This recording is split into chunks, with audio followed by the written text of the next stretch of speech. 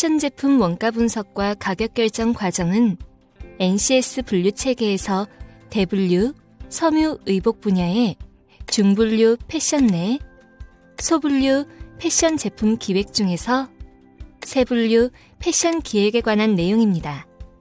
본 교육훈련 콘텐츠는 심화 수준으로 주요 학습 대상은 특성화고의 섬유 패션 전공 2에서 3학년, 전문 대학교의 섬유 패션 전공자 2학년 및 심화과정 재학생, 섬유 패션 기업의 섬유 패션 전공 신입 직원 및 비전공 경력 직원입니다. 안녕하십니까. FCL 코리아 대표 이동현입니다.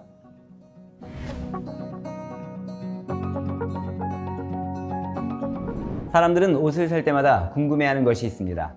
이 옷은 원가가 얼마일까? 도대체 얼마에 만들길래 이 가격에 판매하는 것일까? 그리고 그 가격은 어떻게 결정되는 것일까?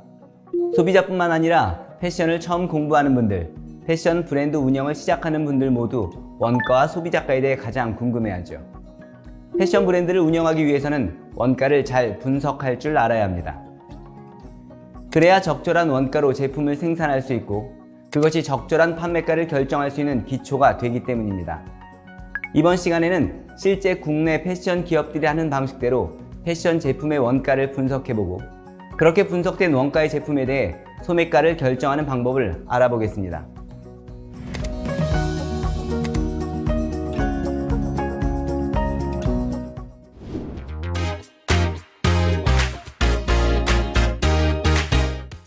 제품 원가는 제품을 생산하거나 제조하는 데 드는 모든 비용을 말합니다. 여기에는 원재료, 부재료 이런 것과 같이 제품을 생산하는 데 직접적으로 들어가는 직접 원가뿐 아니라 제품을 생산하는 과정에서 발생하는 해당 기업의 인건비, 경비 등과 같은 간접 원가까지 포함합니다.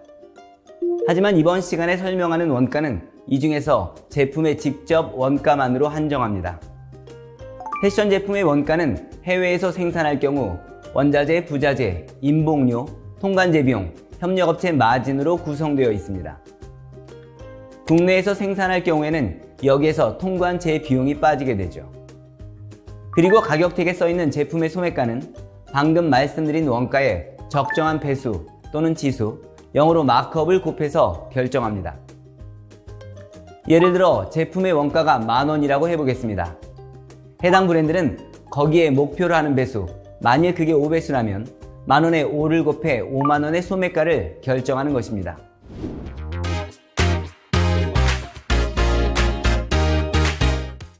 패션 제품의 원가를 구성하는 요소에는 먼저 원자재가 있습니다. 통상 원자재란 패션 제품에서 원단을 말합니다. 예를 들어 제가 지금 입고 있는 자켓의 원단, 이것이 원자재죠. 제품의 외관에서 가장 크게 드러나고 질감이 느껴지며 색깔이 표현됩니다. 제품의 원자재의 원가는 원자재의 단가에 요척을 곱해서 산정합니다. 원자재의 가격은 무수히 많은 조건들의 조합의 결과입니다. 소재가 면인지 울인지 실크인지 폴리에스테르인지 나일론인지 아니면 이런 여러 가지 원료가 섞인 소재인지 이런 것에 따라 가격은 다 다릅니다. 또 원사의 변수, 즉 실의 굵기에 따라서도 다릅니다. 20수인지 30수인지 60수인지 70수인지 합성섬유라면 60데니어인지 75데니어인지 섬유 소재에 대해 공부하실 때 배우셨겠지만 동일한 원재료 기준일 때 면이나 울과 같이 항중식 단위를 사용하는 소재는 번수의 숫자가 커질수록 가격은 비싸집니다. 번수의 숫자가 커질수록 실의 굵기가 가늘어지기 때문입니다. 가는 실이 비싼 이유는 선별된 원료를 가지고 더 높은 난이도의 기술로 실을 만들어야 하기 때문입니다.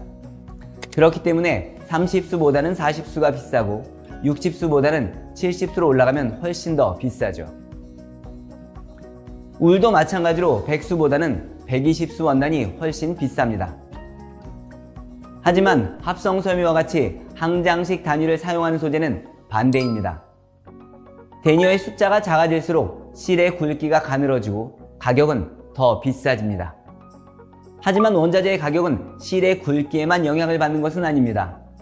원재료에 따라서도 가격이 다릅니다. 예를 들어 품질이 좋은 원료로 만든 실과 품질이 낮은 원료로 만든 실의 가격은 다를 수밖에 없습니다. 같은 굵기라도 원료 자체가 좋으냐 나쁘냐에 따라 가격은 달라집니다. 그렇기 때문에 같은 번수의 실이지만 저희 브랜드는 더 좋은 원료를 사용했습니다. 이러한 홍보 문구를 심심치 않게 볼 수 있는 것입니다. 원단의 가격에 영향을 주는 또 다른 요소는 재직이나 편직 방법입니다. 원단을 어떻게 짜느냐에 따라 가격이 달라진다는 뜻입니다. 이 부분은 섬유 재직이나 편직 시간에 자세히 배워야겠지만 기본적으로 어려운 조직의 직물일수록 비싸다라는 정도의 개념만 가지고 있으면 됩니다. 까다롭고 어려운 조직일수록 생산하는 기계가 비싸고 원단으로 짜는데 시간도 오래 걸리고 중량도 무거워지기 때문이라고 생각하면 대체로 맞습니다. 원단은 실을 만들어서 원단으로 짜면 바로 쓸 수 있는 것이 아닙니다. 소비자가 원료 상태 그대로의 색깔과 상태의 옷을 입는 것이 아니기 때문입니다. 따라서 적당한 염색과 가공을 해야 합니다. 염색도 염료가 비쌀수록 까다로울수록 비싸집니다. 가공도 여러 가지 가공이 추가될수록 원단의 가격은 올라갑니다. 스펙이 같은 원단이라 하더라도 원단 업체마다 원단 가격은 다릅니다. 각 업체마다 원단을 만들기 위해 들어가는 개별 단가, 비용, 인원, 마진 등 원가를 구성하는 요소가 다르기 때문입니다. 그렇기 때문에 브랜드에서 원단을 다루는 MD 또는 구매 담당자는 이런 원자재의 특성을 다 이해해야 합니다. 그렇지 않으면 원단을 적정한 가격으로 구매할 수 없습니다. 하지만 원단의 원가를 특정 짓는 요인들을 다 이해한다고 해도 실제 원가가 얼마인지를 정확히 파악하는 것은 매우 어렵습니다. 그래서 실제로 브랜드에서는 원단을 구매하기 전에 여러 업체로부터 단가를 받아서 비교 견적을 합니다. 브랜드가 소재 상담을 통해 소재를 셀렉할 때 대략의 원단가를 확인하고 최종 픽스 단계에서 정확한 납품 단가를 견적서로 받습니다. 이 견적서를 통해서 세부 견적을 확인하지만 아까 설명드린 것처럼 각 업체마다 원가 구성 요소들의 개별 단가는 다 다를 수밖에 없습니다. 그래서 사전에 유사한 원단과 스펙에 대해 다양한 업체로부터 정보를 취합해 비교를 해보고 적정한 가격을 산출한 뒤 해당 원단 업체와 내고를 합니다. 브랜드에 따라서는 소재별로 최근 현황과 정보를 취합해 기준 원가표를 작성해서 담당자가 원단 가격 내고를 진행하는 데 참고할 수 있도록 하는 경우도 있습니다. 원자재 단가를 결정했으면 원단가의 요척을 굽해야 해당 제품에 들어가는 원자재 가격이 산출됩니다. 요척이란 단위 상품당 요구되는 원자재 소요량을 말합니다. 부자재일 경우에는 단위 상품당 요구되는 부자재의 소요량이죠. 옷은 3차원의 입체 형태입니다. 하지만 원단은 2차원의 평면 형태이기 때문에 적당한 패턴을 통해서 2차원의 원단을 3차원의 옷으로 변화시킵니다. 이렇게 한 벌의 옷을 만들기 위해 필요한 원단의 양이 요척입니다.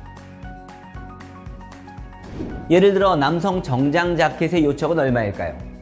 제품의 디자인마다 다를 수밖에 없긴 하지만 테일러드 기본 정장 자켓 기준 대략 1.7야드, 미터법으로는 1.55m 정도입니다. 하지만 이 요청은 항상 그렇다고 할 수 없습니다. 원단 폭이 얼마인지 그 기준을 알려주지 않았으니까요. 방금 얘기한 요청은 원단 폭이 58에서 60인치일 때 해당하는 대략의 요청입니다. 원단은 각 원단마다 폭이 다 다릅니다. 통상 폭이 가장 넓은 원단은 58에서 60인치입니다. 하지만 폭이 더 좁은 원단도 있습니다. 원단 폭이 가장 작은 경우는 42인치 정도인 경우도 있습니다. 58인치 폭인 원단을 사용할 때 요척이 1.7야드 나온 제품은 원단이 42인치일 때보다 더 많은 요척이 필요합니다. 제품별로 패턴을 뜨고 나면 그것을 2차원인 원단에 잘 배치했을 때 필요한 면적은 정해져 있습니다. 따라서 원단 폭이 넓을 때보다 좁을 때 길이 방향으로 더 많은 원단이 소요되기 때문입니다. 그렇기 때문에 요척을 산정할 때는 원단 폭이 얼마인지 아는 것이 중요합니다.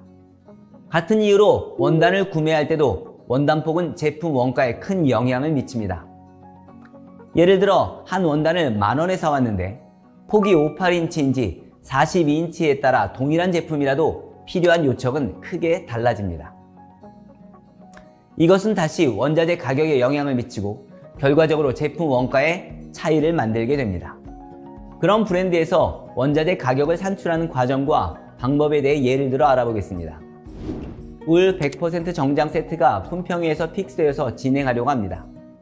그러면 기획MD나 생산MD가 먼저 원단 스펙에 대해 확인합니다. 예를 들어 픽스된 원단이 슈퍼 150수 원료를 사용해 방직한 원사 번수 100수 원사로 재직해 만든 원단폭 50인치의 울 100% 원단이라면 해당 업체로부터 그 원단의 세부 견적서를 받습니다. 그리고 다른 업체에서 진행하는 유사한 스펙의 원단들과 가격을 비교합니다. 스펙에 따른 정확한 원가를 산출할 수 있으면 가장 좋지만 그건 어렵다고 말씀드렸습니다. 최종적으로 원단가를 협력업체와 내고해서 결정합니다. 이제 제품의 요척을 확인합니다. 브랜드의 개발실에 있는 경우 요척은 개발실의 패턴으로부터 확인할 수 있습니다. 만일 내부에 요척을 산출하는 팀이 없다면 기획MD나 생산MD가 적정하다고 판단되는 요척을 결정합니다. 예를 들어 이렇게 해서 결정된 원단가가 미터당 2만원이고 제품의 요척이 상의가 1.5m, 바지가 1.3m라고 한다면 정장 상하이 세트의 원단 소유량은 2.8m입니다. 따라서 총 원자재 가격은 56,000원이 됩니다. 이제 패션 제품에 들어가는 부자재의 원가를 산출하는 방법에 대해 설명드리겠습니다. 패션 제품에는 다양하고 많은 부자재가 사용됩니다. 대표적인 부자재로는 안감, 심지, 봉사, 단추, 지퍼, 가격탭, 폴리백, 박스 같은 것들이 있습니다. 이외에도 굉장히 많지만 모든 부자재를 다 설명드리기는 어렵고 대표적인 부자재의 원가를 산출하는 방법에 대해 알아보겠습니다. 먼저 안감입니다. 안감은 제품의 안쪽, 내부를 구성하는 원단을 말합니다. 제가 있는 자켓의 이 부분이 바로 안감이죠. 안감도 대부분 원단을 사용하기 때문에 원가를 확인하고 결정하는 방식은 원자재에서 설명한 방법과 거의 유사합니다. 폴리인지 면인지 레이온인지처럼 안감의 소재 종류가 무엇인지 확인해야 합니다.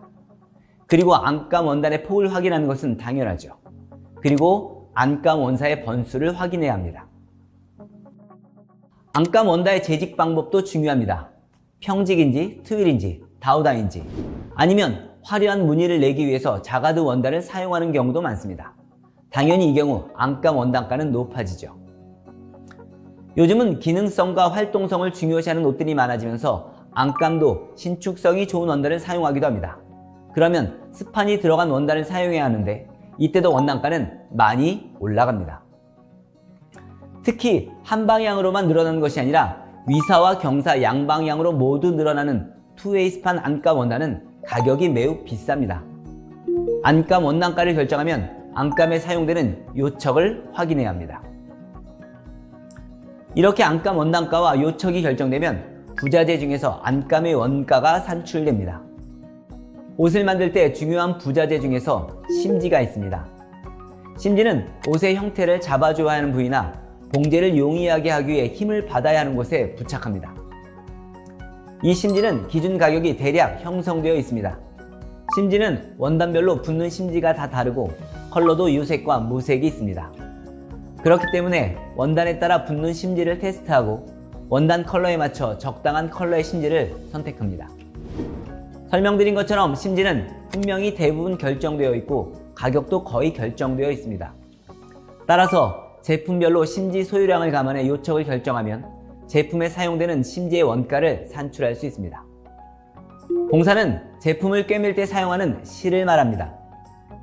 제가 입고 있는 자켓은 각 원단의 조각들을 재봉틀을 사용해서 봉사로 다 꿰매어서 만들었습니다. 봉사는 어떤 실을 사용하느냐와 제품 하나당 얼만큼 사용되느냐에 따라 원가가 결정됩니다. 일반적으로 면이나 폴리 봉사를 사용하지만 질긴 봉사가 필요할 때 실크 봉사를 사용하기도 합니다. 실크는 비싼 원료이기 때문에 실크 봉사는 가격이 비쌉니다. 봉사는 구매를 콘 단위로 하는데 요척은 제품 하나당 몇 콘을 사용하느냐로 산출합니다. 단추는 이 자켓의 이 부자재를 말합니다. 이 단추는 외관에 보이는 큰 단추도 있지만 안쪽이나 잘 보이지 않는 곳에 있는 작은 단추들도 많습니다. 단추는 단추 소재의 종류, 단추의 크기, 모양 등에 따라 가격이 결정됩니다. 사실 단추의 한 개당 만드는 원가를 정확히 확인하는 것은 국내 브랜드의 경우에는 거의 의미가 없습니다. 왜냐하면 단추는 최소 생산량이라고 부르는 미니멈 생산량이 큰데 국내 브랜드에서 사용하는 수량은 기껏해야 몇백에서 몇천 개 수준을 넘지 않기 때문입니다. 이 수량은 미니멈 생산량에 미치지 못하기 때문에 기존에 만들어진 단추를 쓰거나 염색만 하는 경우도 많습니다. 물론 꼭 필요한 경우에는 디자인해서 생산하기도 합니다. 하지만 개당 가격을 산출하는 것보다 미니멈 생산 금액 총액을 보전해주거나 지속적으로 거래하는 협력업체라면 서로 간에 적당한 금액으로 조율하기도 합니다. 단추는 당연히 크기가 클수록 비쌉니다. 원료가 많이 들어가니까요. 양각이 음각보다 조금 더 가격이 높습니다. 또한 소재가 플라스틱이냐 솥불이냐 금속이냐 등에 따라서 가격이 다릅니다. 소재로 볼 때는 폴리로 된 플라스틱 단추가 제일 저렴한 편입니다. 지퍼도 많이 쓰이는 부자재입니다. 대표적으로 여성복 허리춤이나 원피스 등에 쓰이는 혼솔 지퍼, 스포츠 의류에 많이 쓰이는 비슬론 지퍼가 있습니다. 이외에도 금속 지퍼, 양면 지퍼 등이 스포츠 컨셉의 확장과 함께 예전보다 더 광범위하게 쓰입니다. 지퍼는 이빨 크기에 따라 3호, 5호 같이 몇 호 이렇게 규격을 구분하고 길이도 원하는 만큼씩 구매할 수 있습니다. 지퍼도 가격이 대략 정해져 있기 때문에 다양한 지퍼 업체를 상담해서 지퍼 종류별로 견적서를 받아 기준을 수립하는 것이 일반적입니다. 가격택은 브랜드마다 자신의 컨셉에 어울리도록 개발해서 쓰는 부자재입니다. 소비자들이 항상 살펴볼 수밖에 없는 부자재이기 때문에 개발하는 데 브랜드에서 공을 많이 들입니다. 가격택은 디자인과 품질, 얼마나 차별화되게 만드느냐에 따라 단가가 천차만별일 수밖에 없고 국내 브랜드는 미니멈 생산량에 의해서도 가격이 크게 좌우됩니다. 가격택은 한번 제작하면 오랫동안 써야 하기 때문에 단가가 정해지면 재고가 소진될 때까지 원가가 동일합니다. 폴리백은 제품을 보관할 때 쓰는 비닐백을 말합니다. 여러분이 제품을 살 때 옷이 들어있는 비닐백이 있을 텐데요. 그것이 바로 폴리백입니다. 이것은 아이템별로 크기에 맞게 대량으로 생산해두면서 지속적으로 사용하는 부자재입니다. 단가는 재질, 두께, 크기에 따라 달라집니다. 아이템별 원가를 산출할 때 해당 제품에 사용되는 크기의 폴리백 가격을 반영합니다. 마찬가지로 박스도 제품을 넣어두고 이동하거나 보관할 때 사용하는 종이 상자를 말합니다. 이것도 폴리백과 마찬가지로 대량으로 생산해두고 지속적으로 사용하는 부자재입니다. 단가는 재질, 규격 등에 따라 차이가 있습니다. 폴리백과 똑같이 아이템마다 사용하는 박스가 다르기 때문에 해당 아이템에 해당하는 박스의 가격을 원가에 반영합니다. 지금까지 말씀드린 부자재 외에도 제품마다 용도에 맞게 사용되는 다양한 부자재들이 있습니다. 부자재는 가격택, 폴리백, 박스처럼 모든 제품에 공통적으로 사용하는 부자재도 있고 안감, 심지, 단추, 지퍼처럼 제품이나 아이템에 따라 각기 다르게 사용하는 부자재가 있습니다. 제품의 원가를 낼 때 사용되는 부자재를 확인하고 부자재의 스펙을 점검한 뒤 원가를 산정합니다. 부자재의 원가는 개별 부자재의 원가를 각각 세밀하게 내고해서 결정하는 것이 실제로는 어렵습니다. 그렇기 때문에 실무자들은 부자재별로 기준 가격 테이블을 두거나 다양한 비교 견적을 통해서 가격을 가늠한 뒤 부자재 업체와 가격을 조율하는 것이 일반적입니다.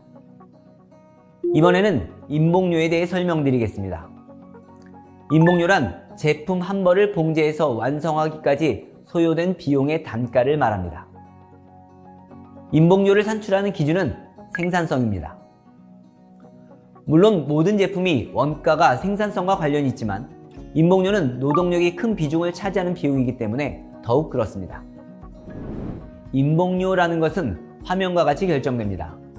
예를 들어 바지를 생산하는 공장이 있다고 생각해 보겠습니다. 그 공장에는 직원 100명이 있고 직원들의 평균 월급은 300만 원입니다. 그리고 한 달 동안 공장을 운영하는 데 필요한 비용이 1억입니다. 이 비용은 임대료, 각종 설비, 전기세, 수도세 등에다가 적당한 이윤까지 더해진 금액입니다. 이 공장에서 한 달 동안 생산할 수 있는 기본 바지 수량은 10,000벌입니다. 이때 이 공장의 바지공임, 다시 말해 인목료는 월 공장 운영비 4억 원을 10,000벌로 나눈 4만 원입니다. 이 공장에서 기본 바지를 생산하려면 4만 원의 공임을 주어야 한다는 뜻입니다. 4만원보다 적게 받으면 공장은 적자가 나고 4만원 이상 받으면 더 큰 흑자가 납니다. 디테일이 많이 들어간 복잡한 바지는 생산성이 떨어지기 때문에 한 달에 10,000장보다 더 적게 생산될 것이고, 그렇다면 공임은 4만원보다 더 많이 주어야 합니다. 그렇다면 도대체 얼마나 더 주어야 공장은 손해가 나지 않고 바지를 생산할 수 있을까요? 생산해보기 전에는 그 적정 가격을 알 수 없는데, 공장 사장님과 브랜드 MD는 어떻게 해야 적절한 가격으로 내고할 수 있을까요? 실제로는 공장 사장님은 오랜 경험과 노하우로 대략 자기 공장의 생산성을 알고 있습니다. 위의 계산처럼 다 따져보지 않아도 기본 공임이 어느 정도 되어야 운영이 되는지, 또 디테일이 들어가면 어느 정도 더 공임을 받아야 손해가 나지 않는지 데이터가 축적되어 있습니다. 그래서 기본 공임 얼마에 디테일별로 비용을 얼마 더 받는 식으로 공임 견적서를 산출하고 브랜드와 내고합니다. 예를 들면 우린 바지 기본 공임은 3만원이야. 그리고 디테일이 하나 추가될 때마다 1,000원씩 추가하고 더 복잡한 디테일은 2,000원씩 추가, 이런 식으로 인봉료를 책정합니다. 공장마다 운영비가 다르고 생산 노하우가 다르니 공임이 각기 다른 거죠. 어느 공장은 효율적으로 잘 운영해서 적은 인원에 비용도 적게 쓰면서 생산성을 올려서 공임이 싸고, 어느 공장은 시설이 새 거라서 운영비가 많이 들고 숙련된 직원이 많아서 인건비가 비싸기 때문에 공임이 비싸고, 이런 특징 등이 있습니다. 따라서 인봉료는 브랜드에 잘 맞는 공장을 선택해서 적절한 비용을 책정하는 것이 중요합니다. 비싸고 좋은 품질이 무조건 좋은 것만이 아니듯이 싸다고 해서 무조건 나쁜 것만은 아닙니다.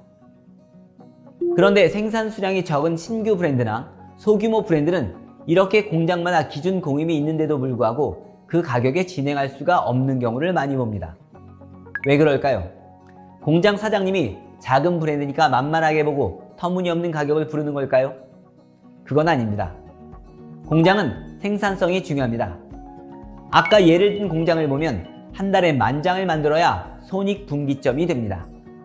그런데 그 10,000장은 끊임없이 생산이 흘러갈 때의 기준입니다. 소량 생산 제품의 공임은 그 제품이 아무리 기본 스타일이라 하더라도 10,000장을 생산할 때의 공임과 같을 수는 없습니다. 왜냐하면 기본적으로 옷은 생산을 위한 사전 준비와 생산 과정이 복잡하기 때문입니다. 원부자재가 준비되었다고 해서 공장이 바로 옷을 만들 수 있는 것은 아닙니다. 일단 부자재에 이상이 없는지 검사도 해야 합니다.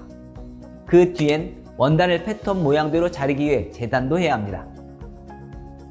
그러려면 원단을 재단판에 깔아야 하는데 원단 수량이 많던 적던 똑같은 작업 시간과 품이 들어갑니다. 따라서 수량이 적은 제품은 공장 입장에서 볼 때 생산성이 낮을 수밖에 없습니다.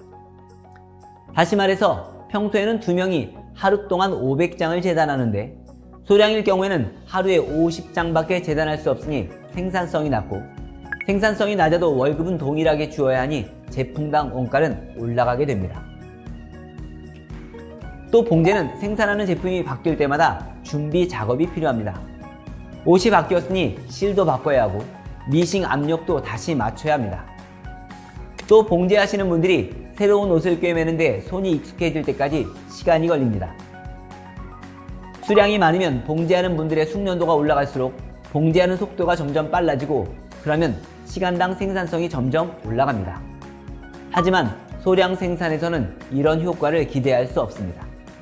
다시 말해 대량 생산일 때는 경험 곡성과 규모의 경제로 인해 인봉료가 떨어지지만, 소량 생산일 때는 이런 효과를 기대할 수 없고 생산성이 낮아지는 요인이 많아서 인봉료가 비쌀 수밖에 없습니다. 그러면 인봉료는 대략 어느 정도 수준일까요? 인봉료는 임금, 설비, 생산성 등이 공장마다 다 다르고 국가별로 매우 천차만별이라 얼마다라고 정확히 말씀드릴 수는 없습니다.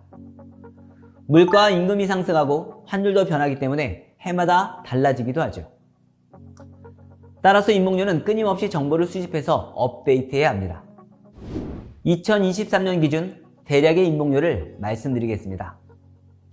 요즘 국내 중가 가격 정도의 골프웨어 기준으로 국내 공장에서 봉제할 때 기본물 바람막이 점퍼의 인봉료는 6만원대 정도입니다.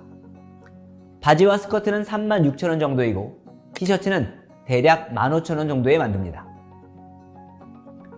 중가 남성 여성복을 국내 공장에서 만들 때에는 아우터 기준 3만원 내외, 자켓은 25,000원에서 27,000원 내외가 인봉료 기준입니다. 하의류는 2만원, 이너류는 15,000원에서 2만원 수준, 원피스는 27,000원 내외입니다. 하지만 이것은 수량에 따라 변동이 있습니다. 지금 말씀드린 공임은 대략 300장에서 500장 생산 기준이라고 보시면 됩니다.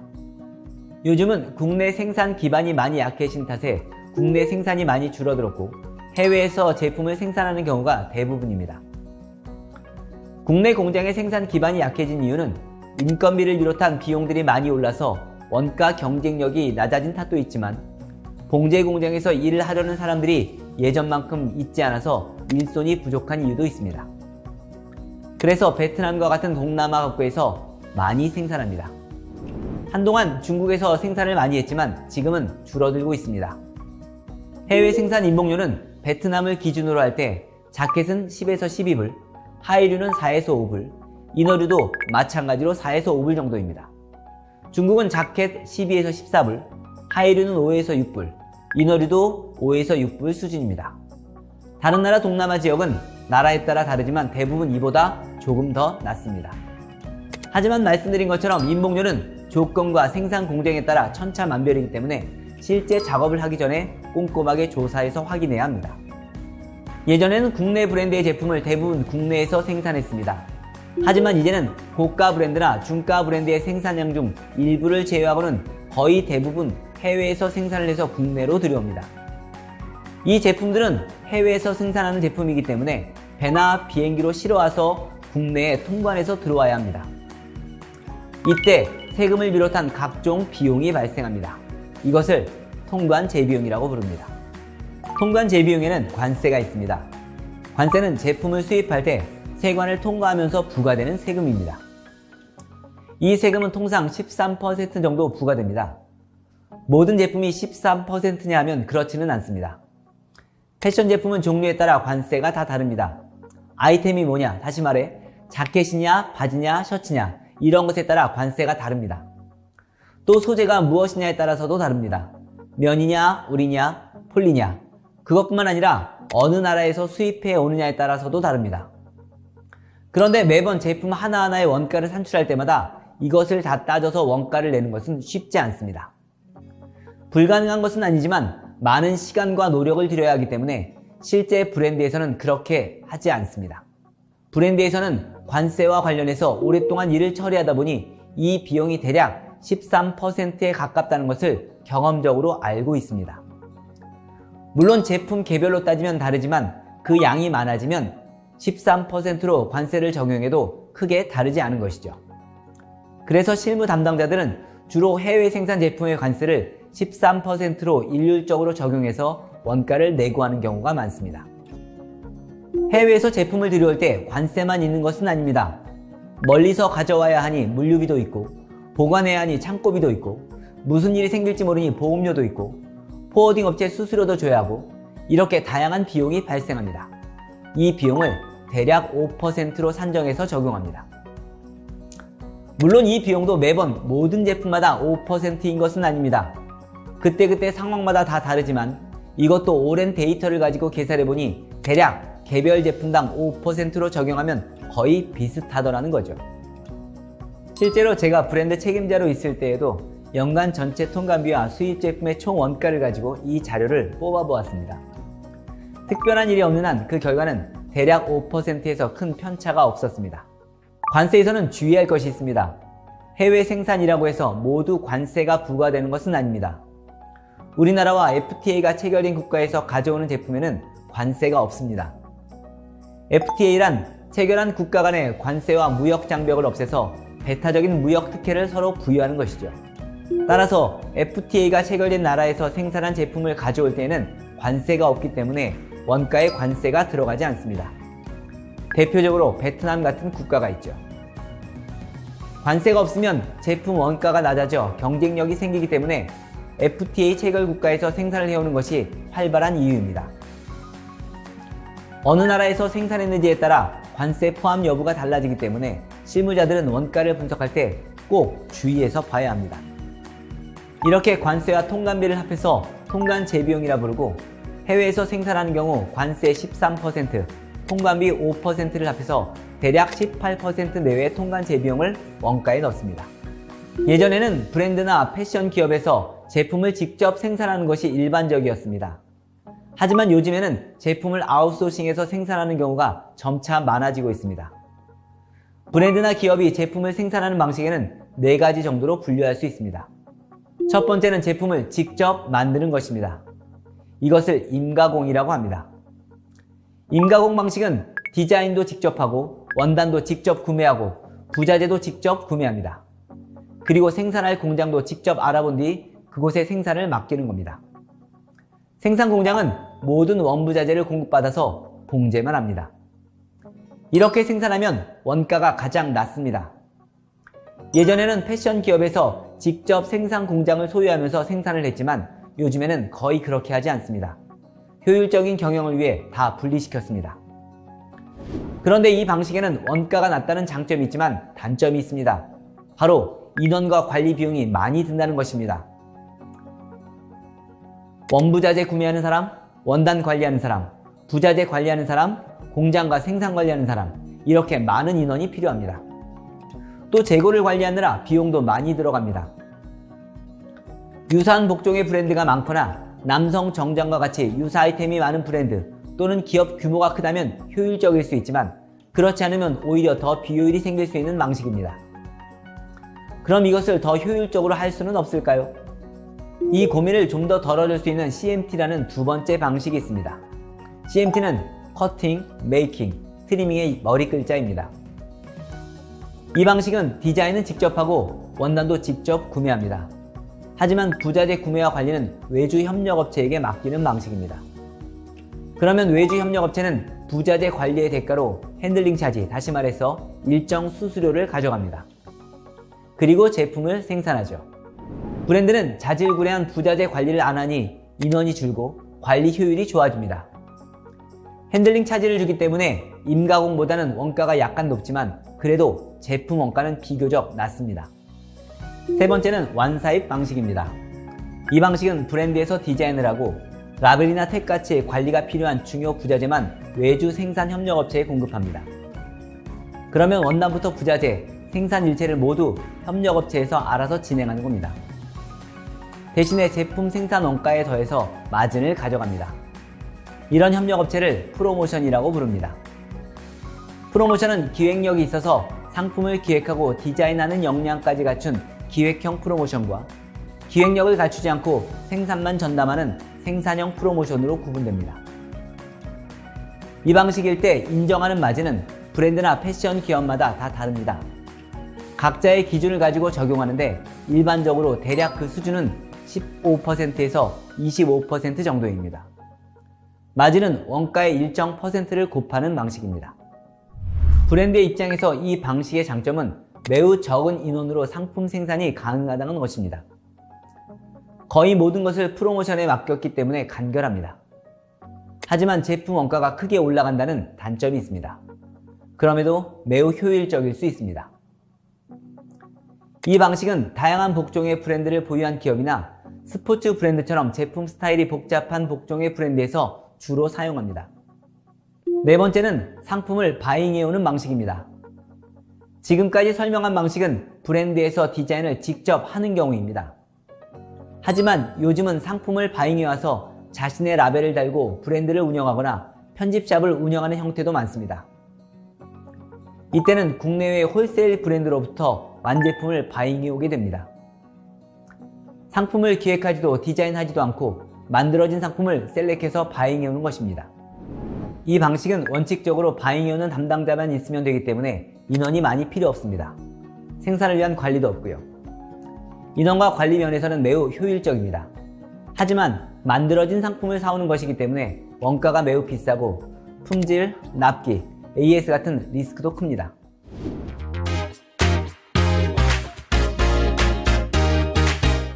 지금까지 제품의 원가를 분석해 보았습니다. 이제 실제 브랜드의 원가 계산서를 보면서 지금까지 설명한 내용이 어떻게 적용되었는지 살펴보겠습니다. 여기 보여드리는 원가 계산서의 단가는 지금 시점으로 볼 때 딱 맞다라고 볼 수는 없지만 대략의 구성과 구조는 참고하시면 많은 도움이 되실 겁니다. 지금 보시는 원가 계산서는 스포츠 브랜드의 점퍼 아이템입니다. 먼저 원자재를 보시면 겉감, 다시 말해서 점퍼의 원단 소재는 나일론입니다. 폭은 55인치이고 점퍼의 요청은 2.45m입니다. 단가가 8,000원이니 원단가는 19,600원입니다. 안감은 폴리투일, 폴리에스테르 능직 원단입니다.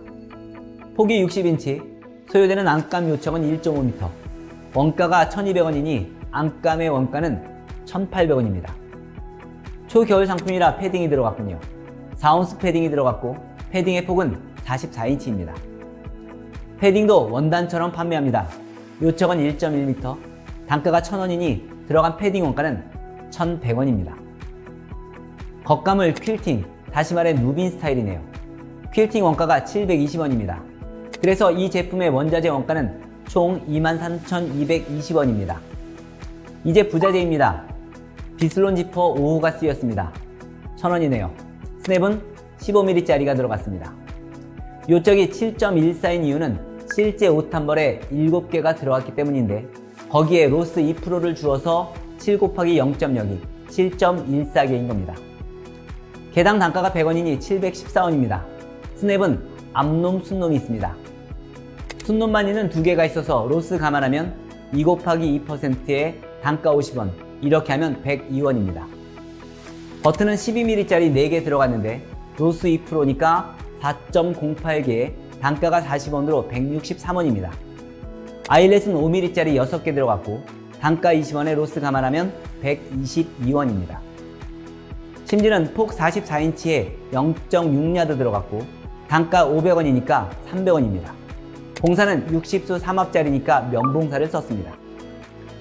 실이 콘당 4,000m 감겨있는데 0.2만큼 사용했고 콘은 개당 1,500원이니까 사용된 봉사 원가는 300원입니다. 택과 고리는 제품에 달려있는 가격택, 옷에 다는 고리를 말합니다. 요철까지 1.02개 사용되고 세트당 가격은 80원이니까 82원이 원가입니다. 폴리백은 옷을 넣어서 보관하는 폴리백이고 규격이 가로 세로 63cm에 105cm짜리 크기입니다. 로스와 가격을 감안하면 71원입니다. 세탁 라벨은 옷 안쪽에 끼어박기 되어 있는 라벨을 말합니다. 스타일 넘버, 혼용률, 세탁 표시, 생산지, 본사, 주소 등이 적혀있죠. 개당 40개, 로스 감안하면 41원이네요. 메인 라벨은 그 브랜드 로고가 박혀있는 뒷목 안쪽이나 바지 허리춤, 자켓 안주머니 쪽에 있는 라벨입니다. 매우 중요한 부자재죠. 삐쁨 유출 때문에 관리를 엄격히 하는, 그래서 메인 라벨은 로스를 주지 않습니다. 그래서 1.0인 거고 이 브랜드는 개당 40원이네요. 그렇기 때문에 제품에 들어가는 원가는 40원입니다. 25mm는 제품에 쓰인 라벨 크기를 말합니다. 라벨은 아이템별로 사이즈가 다른 경우가 많습니다. 가격도 당연히 크기마다 다르죠. 로고 자수는 가슴 쪽에 많이 보이는 브랜드 로고나 심볼 자수를 말합니다. 이건 로스를 주고 그렇기 때문에 204원입니다. 여기까지 부자재 원가를 분석한 것이고 부자재는 총 3,139원입니다. 이 제품은 동제하는 공인 인목료가 18,000원입니다. 따라서 부자재, 원자재, 인목료를 합한 원가가 44,359원이고 여기에 협력업체 마진 16%를 인정해서 최종 원가는 51,457원입니다. 이 제품은 여기에 248,000원이라는 소매가를 매겼습니다. 배수는 4.82배로군요. 그럼 이 브랜드는 원가에 왜 4.82배를 해서 가격을 매겼을까요? 이제 브랜드에서 제품 가격을 결정하는 방법에 대해 알아보겠습니다.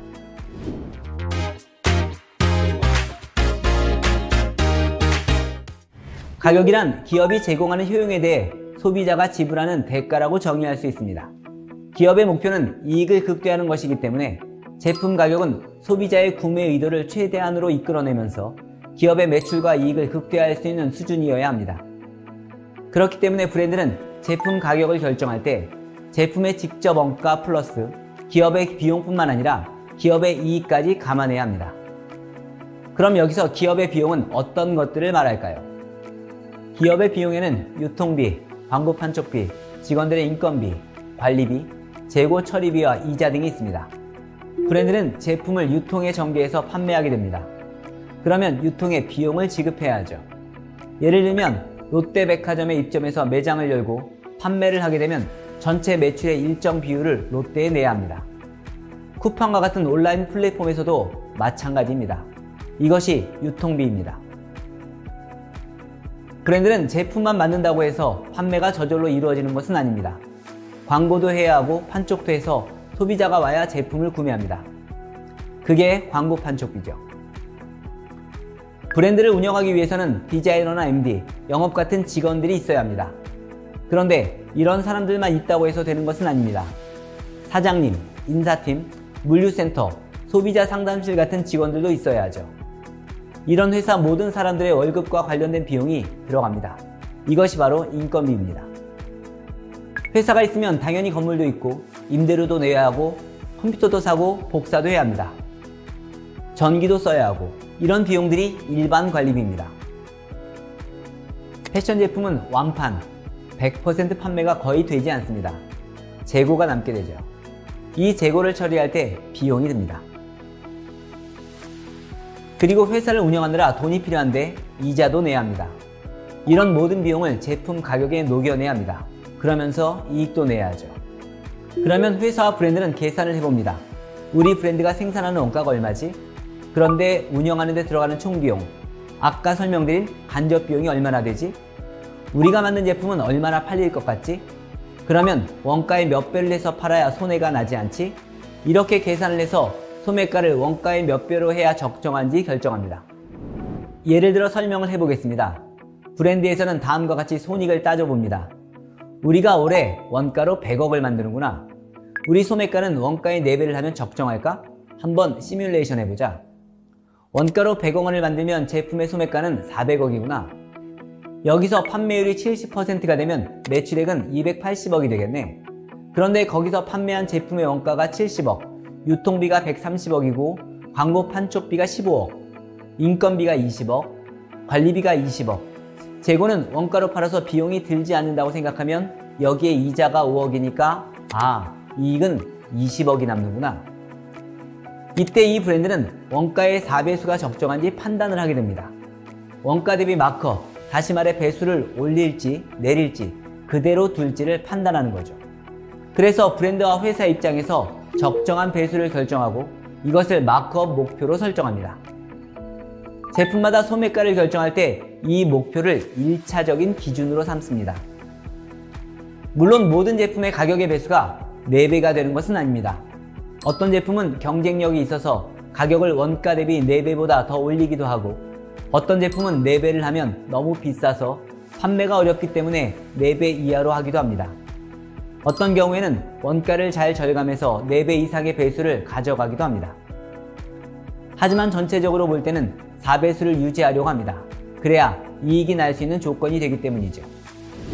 만일 기획 MD가 전체의 평균 배수를 4를 못 맞추면 그 브랜드는 이익이 날 가능성이 매우 떨어지게 됩니다. 그래서 기획 MD는 배수를 업무의 평가 목표로 두고 엄격하게 관리합니다. 적정 배수는 회사마다 다릅니다. 비용이 큰 회사는 배수가 높아야 이익이 나고 비용이 적은 회사는 배수가 낮아도 이익이 날 가능성이 큽니다. 그렇기 때문에 대체로 인원이 많고 조직이 큰 대기업은 구조적으로 낮은 배수를 가져가기 어려운 경우가 많습니다. 반면에 중소기업은 인원이 적고 조직이 가볍기 때문에 상대적으로 낮은 배수를 가져가도 이익이 날 수 있는 구조가 가능하기도 합니다. 소비자가가 원가의 몇 배가 되든 제품의 가격은 고객의 입장에서 충분히 수용할 만한 가치가 있는 수준이어야 합니다. 다시 말해 브랜드의 배수는 소비자가 느끼는 가치의 크기와 균형을 이뤄야 좋은 가격 전략이라고 볼 수 있습니다. 소비자가 상품으로부터 느끼는 가치는 가격보다 높아야 하고 그 가치는 가격보다 큰 만족이어야 좋은 가격입니다. 가격을 책정하는 데에는 다양한 전략적 방법이 있습니다. 그 중에서 오늘은 브랜드에서 적용하는 가장 기본적이고 중요한 방법에 대해 말씀드렸습니다. 이번 시간에는 실제 패션 기업에서 제품 원가를 분석하는 방법과 소비자 가격을 결정하는 방법에 대해 알아보았습니다. 브랜드를 운영하는 데 있어서 원가에 대해 잘 이해하고 생산하는 것은 제품 경쟁력의 첫 걸음입니다. 아무리 좋은 제품을 디자인해서 만들더라도 적절하지 않은 원가라면 의미가 없기 때문입니다. 아울러 적절한 원가의 제품을 얼마의 가격으로 책정하느냐도 중요한 의사결정입니다. 이번 시간의 내용들을 통해서 여러분이 패션 제품의 원가와 가격에 대해 잘 이해하고 경쟁력 있는 패션이 되길 바랍니다. 감사합니다.